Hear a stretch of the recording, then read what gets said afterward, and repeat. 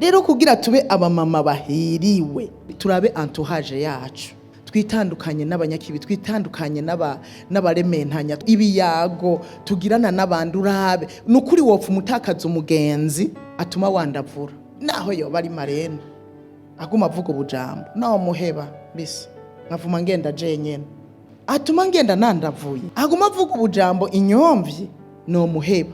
Gendana n'abakubaka uzoba umuhigwe.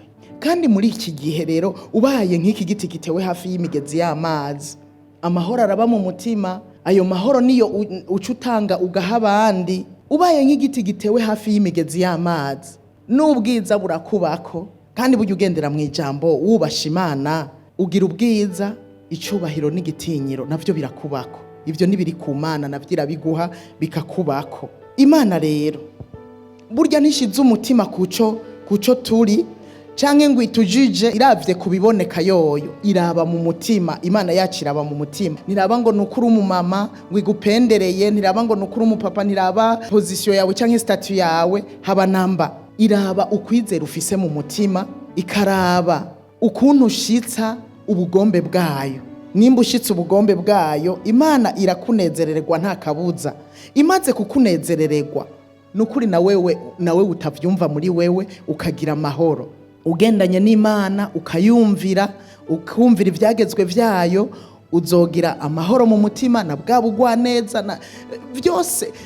Uzusanganiwe mugora hiriwe kubera ufise amahoro yo mu mutima. Harya amahoro yo mu mutima ni ikintu gikomeye cyane gose. Urashobora kugira imodoka muga amahoro yo mu mutima atayufise. Nayo amahoro yo mu mutima burya tuyahabwa nuko turi anordre n'Imana, tajwiri twagiriza ikibi. Ariko niwaguma mu ijambo ry'Imana rizogushira ku rutonde, kuko ijambo ry'Imana nitara ritumurikira rikatwereka uko dukwiye kugenda. Nitara rimurikira ibirenge vyacu tukabona inzira dukwiye gucamwo. Ijambo ry'Imana riraturongora, tukamenya uko dukwiye gukora, tukamenya uko dukwiye kwiyumvira, tukamenya uko dukwiye kuvuga, tukamenya n'inyifato dukwiye kugira.